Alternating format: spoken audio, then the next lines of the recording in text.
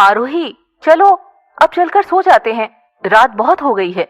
आदित्य ने आरोही का हाथ पकड़कर उसे उठाने की कोशिश करते हुए कहा, तो आरोही अपना हाथ छुड़वाते हुए बोली, नहीं, मुझे अभी नहीं सोना है। क्यों? आदित्य ने बेचारा सा मुंह बनाते हुए पूछा, तो आरोही नाक सिकोड़ते हुए बोली, क्योंकि मुझे भूख लग रही है। ले, अभी पार्टी में जो इतना ठूस ठूस के खाया वो कहाँ गया? ये सोचते हुए आदित्य बड़ी शालीनता से बोला, अरे पर आरोही, अभी तो पार्टी में खाना खाया था ना तुमने। अरे वो तो खाना खाया था ना, खाने वाली भूख नहीं लगी है, आरोही ने मासूमियत से कहा। फिर कौन सी वाली भूख लगी है? आदित्य ने भौहें चढ़ाकर पूछा। बर्गर खाने वाली भूख लगी है, आरोही ने होठों पर जीभ फिराते हुए कहा। मर गया, अब इतनी रात में बर्गर कहां से लाऊं? ये सोचकर आदित्य ने अपना सर पीट लिया और फिर आरोही को मनाने की कोशिश करते हुए बोला, पर आरोही, इतनी रात में बर्गर? हाँ, मेरा बहुत मन कर रहा है खाने का, प्लीज लेकर आओ ना, प्लीज प्लीज, आरोही ने आदित्य का हाथ पकड़कर बच्चों की तरह जिद करते हुए कहा। और ये सब देखकर आदित्य मन ही मन सोचने लगा, मेंटल हॉस्पिटल फोन करके अपने लिए एक बेड बुक करा ही लेता हूँ, क्योंकि आज ये लड़की पक्का मुझे पागल करके छोड़ेगी। पर आरोही, आदित्य ने थोड़ा सा झल्लाकर कहा, तो आरोही उसे गुस्से से घूरने लगी। आरोही को गुस्से में देखकर आदित्य झूठी मुस्कान दिखाते हुए बोला, मेरा मतलब है आरोही, इस वक्त बर्गर कहाँ मिलेगा? मैकडॉनल्ड्स में, आरोही ने बड़ी हाजिर जवाबी से कहा। तो आदित्य अपने गुस्से को शांत करते हुए बोला, पर आरोही, ये जगह तो शहर से बहुत दूर है ना, यहाँ पर मैकडॉनल्ड्स नहीं होगा। तुम एक काम करो, अभी कुछ और खा लो, हम दोनों बर्गर कल खाएंगे, ओके?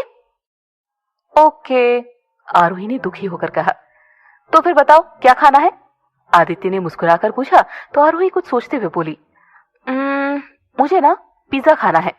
ये सुनकर आदित्य के चेहरे पर फिर से 12 बज गए और वो मन ही मन बड़बड़ाने लगा, इससे कहते हैं आसमान से गिरा और खजूर पर अटका।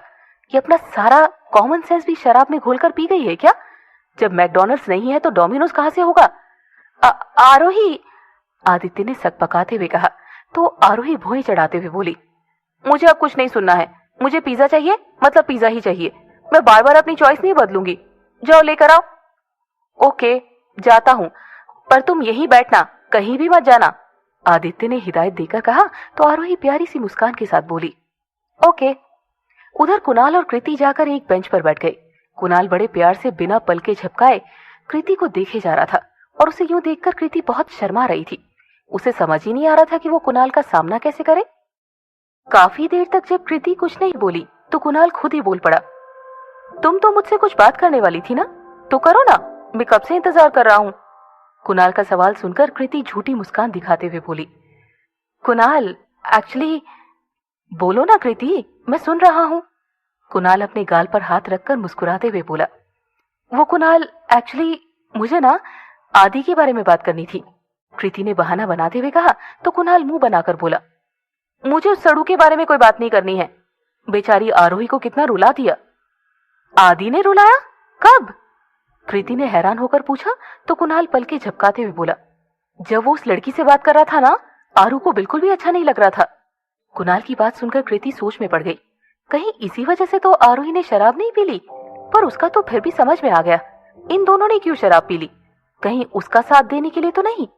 हे भगवान, कुछ भी समझ नहीं आ रहा है। कृति को खोया हुआ देखकर कुणाल उसके आगे हाथ हिलाते हुए बोला, अरे तुम कहाँ खो गई? नहीं, कहीं नहीं, मैं तो बस ये सोच रही थी कि वो आदि की फ्रेंड है ना, कृति ने मुस्कुराते हुए कहा। तो कुणाल गुस्से में बोला, तो क्या हुआ, आरू तो प्यार करती है ना उससे, तो उसे तो बुरा लगेगा ना। हाँ, पर इसमें रोने वाली क्या बात थी? वैसे भी अभी आदि ये बात जानता भी तो नहीं है ना कि आरू उससे प्यार करती है, तो उसे कैसे पता चलेगा कि आरू को बुरा लग रहा है? कृति ने बच्चों की तरह कुणाल को समझाया। तो कुणाल अपने सर पर हाथ रखते हुए बोला, अरे हाँ, ये तो मैंने सोचा ही नहीं। होश में होंगे तब सोचेंगे ना, कृति बड़बड़ाई। तो कुणाल आंखें चौड़ी करते हुए बोला, क्या कहा तुमने? कुछ नहीं, कृति ने घबरा कर कहा। झूठ, तुमने अभी कुछ कहा, मैंने सुना, कुणाल ने कृति को घूरते हुए कहा। तो कृति फटाफट से बहाना बनाते हुए बोली, वो मैं ये पूछ रही थी कि आपको क्या क्या पसंद है, आई मीन आपकी हॉबीज क्या क्या है? अच्छा, तो तुम्हें मेरी पसंद जाननी है, कुणाल ने मुस्कुराकर पूछा। तो कृति बड़बड़ाई, और कोई ऑप्शन है क्या मेरे पास आपका ध्यान भटकाने के लिए? ठीक है, बताता हूँ, ये कहते हुए कुणाल अपनी पसंद उंगलियों पर गिनवाने लगा।